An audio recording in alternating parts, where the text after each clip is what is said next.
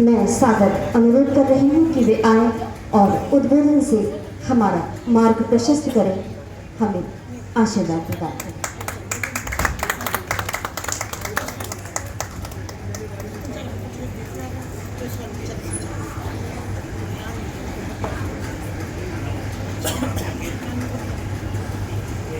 मंच पर उपस्थित सभी श्रद्धेय सज्जनों एवं सम्मानियों, सभा में उपस्थित सभी सज्जनों सम्मानियों एवं बालकों, मेरी स्थिति सच में नई बहू जैसी है। जिस मंच पे दो पद्मश्री बैठे हो, इतने वरिष्ठ कला प्रेमी और कला के निर्देशक बैठे हो, आपके बीच भी जितने लोग बैठे हैं, इन पाना मुश्किल है। इसमें मेरा मुंह खोलना मेरे ख्याल से तो सामान्य रूप से अनुशासनहीनता मानी जाएगी, लेकिन अब क्योंकि ब्रजेश सौरभ जी ने हमको बुला लिया है तो मुझे कुछ तो कहना है, और वो भी मुझे मालूम है आप लोग छूटने के लिए बड़े आतुर हैं इस कार्यक्रम से, तो उस दृष्टि से भी मेरा बहुत बोलना नहीं होना चाहिए। एक चीज़ और, आप लोग सोच रहे हो कि ये पॉलिटिक्स में आए MLC हैं, पहले IAS थे। मेरे बगल में आपके जो देवका महोदया के जो चाचा जी बैठे हैं, मेरे जन्म के 1 साल पहले के IPS ऑफिसर हो। मैं फिर से कहता हूँ, मेरा जन्म 1962 में हुआ, वो 1961 बैच के IPS ऑफिसर।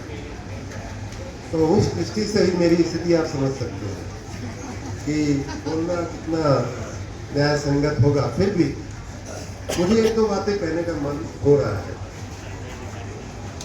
पहली बात तो ये कि मैं इस अवसर पर बुलाया गया, उपस्थित रहने का सौभाग्य प्राप्त हुआ। मैं वास्तव में अपने आप को बहुत खुशनसीब समझता हूँ। आरती जी को जन्मदिन के साथ साथ उनकी इस उत्कृष्ट कृति के लिए भी मैं खुद को बधाई देता हूँ, और विशेष रूप से ब्रजेश जी का धन्यवाद भी करता हूँ कि उन्होंने मुझे इस अवसर पे यहाँ बुलाया और आप सबके बीच मुझे इतना अच्छा लग रहा है। अभी श्रीवास्तव मैडम बोल रही थी कि मैंने मालिनी जी की शादी में जय ला गया। सोचिए क्या परंपरा होती है और क्या यहाँ दृश्य है, उसका वर्णन नहीं किया जा सकता। फिर भी विजय जी ने बुलाया हमको, और मैं आपके बीच में तो बातें जरूर कहूँगा। विजय जी परिवार के अनुशासन के कारण नीचे बैठे हुए हैं, लेकिन उनका बड़ा आग्रह था कि मैं आऊँ, और मैं 2 महीने से जो उनको देख रहा हूँ उनके बारे में मुझे एक शेर याद आ रहा है। इस सादगी पे कौन न मर जाए ऐ खुदा, इस सादगी पे कौन न मर जाए ऐ खुदा, लड़ते हैं और हाथ में तलवार लिए। तो हमारे ब्रजेश जी हमारे बड़े भाई हैं, उन्होंने यहाँ बुलाया हमको। मुझे एक बात की,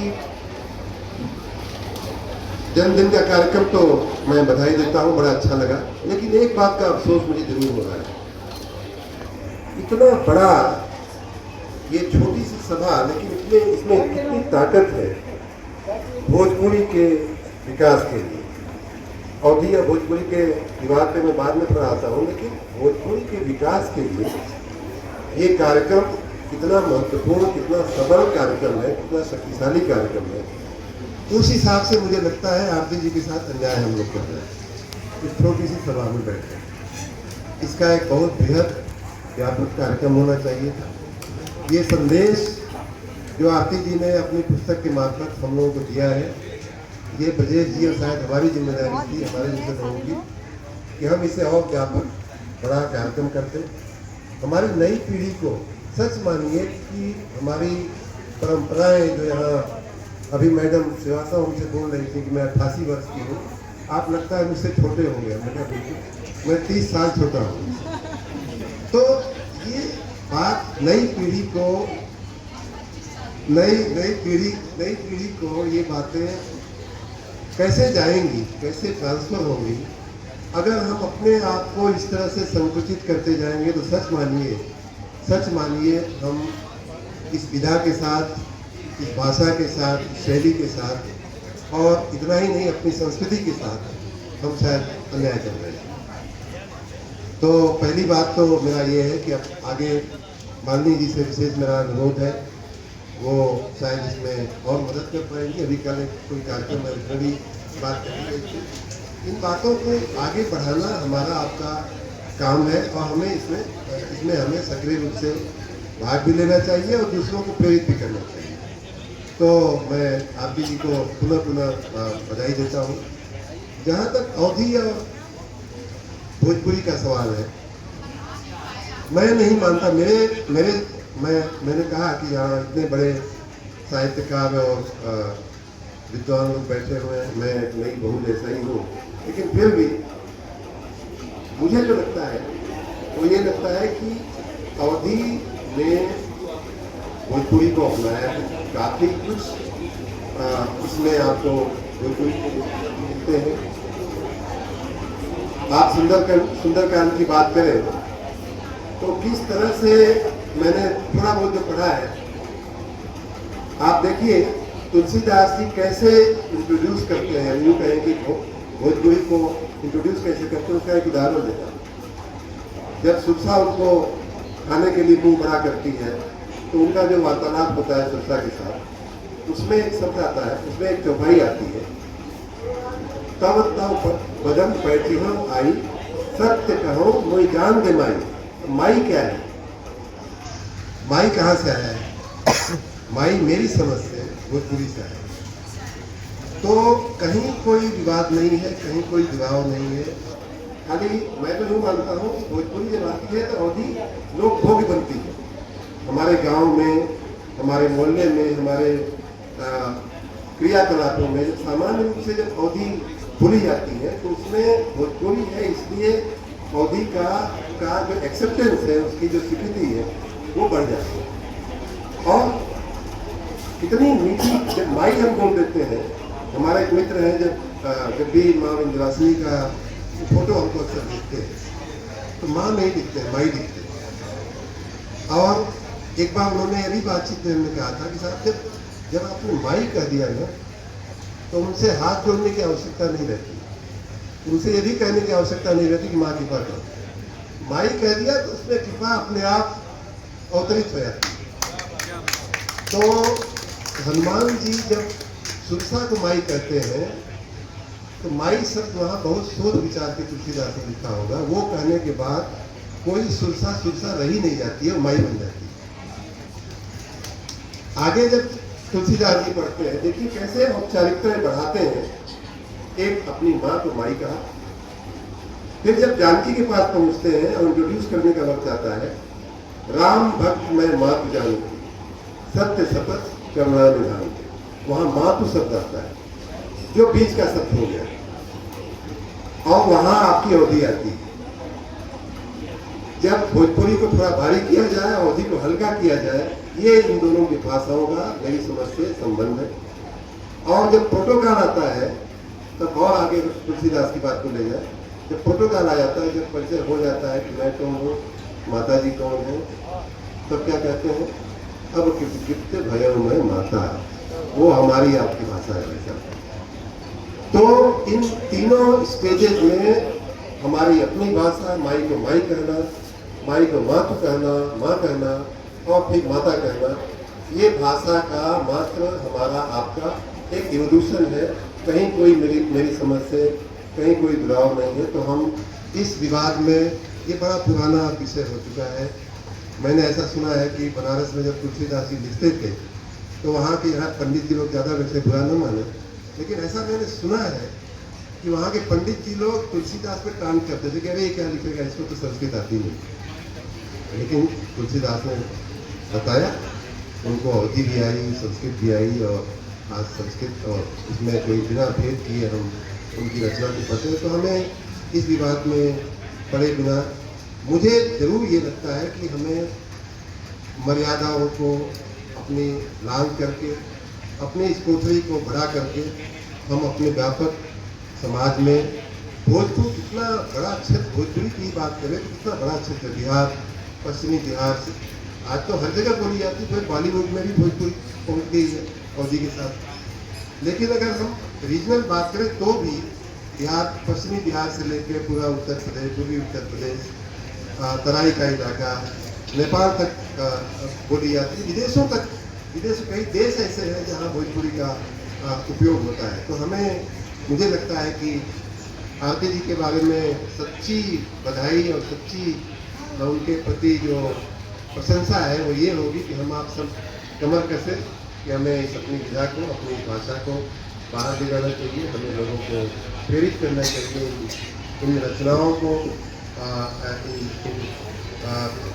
परंपराओं को जीने के लिए। ये राम सीता या शिव पार्वती का जो उल्लेख इन गीतों और गालियों में आता है वो एक तरीका है, एक प्रथा है भगवान का आशीर्वाद लेने की, कि हम उनको उस बहाने याद करते हैं।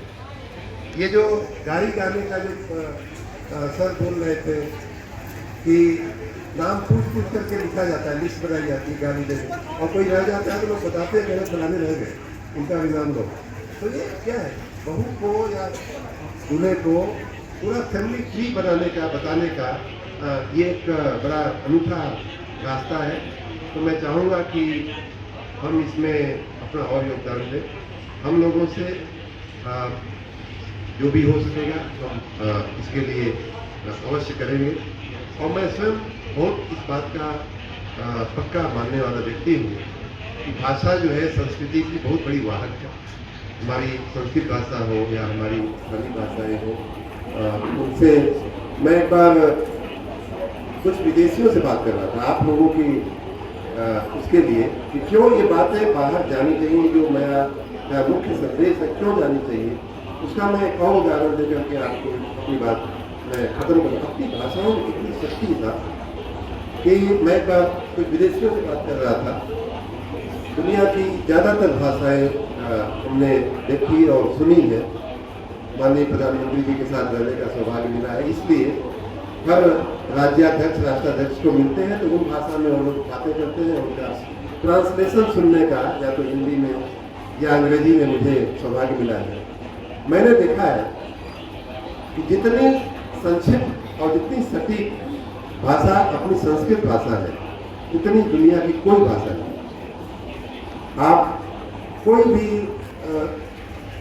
मंत्र ले लें, श्लोक ले लें, उदाहरण के रूप में चलिए मैं दुर्गा सप्तशती का एक श्लोक लेता हूँ, सप्तश्लोकी का एक श्लोक लेता हूँ। मैंने उनको बताया था एग्जैक्ट कुछ उदाहरण देकर के, ये नहीं था कुछ दूसरा उदाहरण देकर बताया था। दुर्गा सप्तश्लोकी में एक जो श्लोक है, रोगा न शेषा न पहंस तुष्टा रुष्टा तु कामान सकला न दुष्टा त्वामासिता नाम नविपन्नराणा त्वामासिता या सहसा है। इसकी आप व्याख्या करें और दुनिया की किसी भी भाषा में आप इसका विस्तार करें तो इतने कम शब्दों में, इतने कम जगह में वो बात नहीं कही जा सकती। ये मेरा गारंटी है, मेरा दावा है। अंग्रेजी में आप इसका विस्तार करने जाए पूरा एक पैराग्राफ आपको लिखना पड़ेगा। किसी और भाषा में आप कहने जाए तो इसका पूरा एक पैराग्राफ लिखना पड़ेगा। अर्थ में मैं नहीं पढ़ता हूँ क्योंकि ज़्यादातर लोग आप लोग अर्थ जानते हैं। गीता महाभारत का आखिरी श्लोक लीजिए, यत्र योगेश्वर कृष्ण यत्र पार्थ धनुर्धर तत्र श्री स्मित कीर्ति ध्रुव मतिर्मम। ये जो श्लोक है, इतनी बातें एक जगह इतने संक्षेप में कहना, ध्रुव मतलब कितना बड़ा अपना संस्कार है, कितनी अपनी विरासत है, कितनी बड़ी। उसे हम कहीं भी हमें शर्माने की आवश्यकता नहीं है, हमें सीना तान करके बाहर बात करने की आवश्यकता है। और मुझे लगता है कि यहाँ जो लोग बैठे हुए हैं इनमें इतनी शक्ति है